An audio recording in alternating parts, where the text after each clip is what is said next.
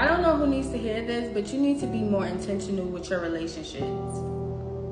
If you know you are a woman who desires to be married or a man who desires to be married, you should not be entertaining anyone who is just looking for a side piece or someone to just have fun with, friends with benefits. Like, you are lowering your standards when you do that.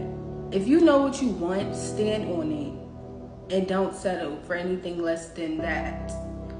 And the way you can tell if people are who they say they are, you have to check the fruits of the spirit. Like, you can just pay attention to people's character. Like, it's not hard to figure someone out if you just pay attention and listen to them. So what I started doing when I meet new people, I started talking less and listening more. Like, people would just talk if you let them. Like, let them talk and ask questions too. At first I asked, are you a believer of Christ?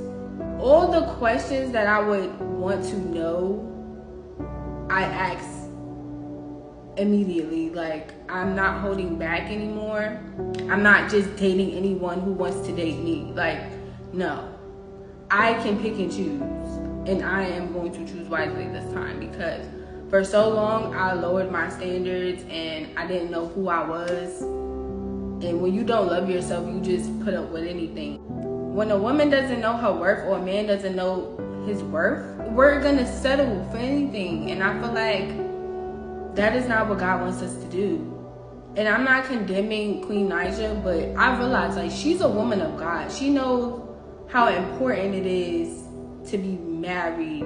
I believe she does want that for herself, but because her man is not ready, she's compromising that. But it's like, you're compromising your connection with God when you do that, because every time you have sex with that man, you're fornicating. You're being a wife without being a wife. He doesn't feel the need to marry her.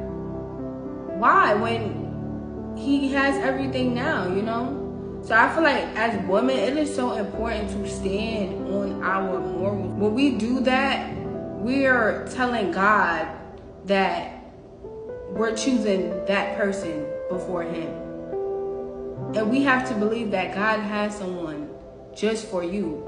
And when God assigns someone for you, they will know and they will marry you. It could be a month and you're getting married because God assigned that person to you and he knows his assignment. That man is gonna come and do everything that you want in a man. You will know, because y'all will be equally yoked. And if he is a man of God, he will understand what his job is as a husband. So we have to stop getting into these relationships with people who are not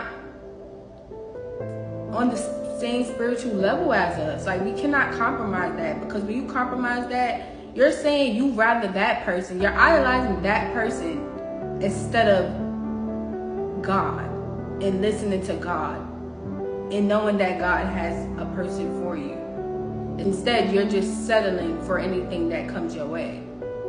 Let's stop doing that. It is okay to be alone, because being alone is to not be alone. Like, you're always with God.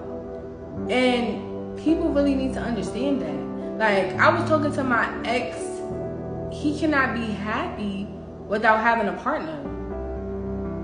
And I just felt like a lot of people feel that way. Like, they can't be happy if they're by themselves. And that's kind of crazy, because you're basing your happiness on a person. So if that person leaves you, what are you gonna do? Crash out?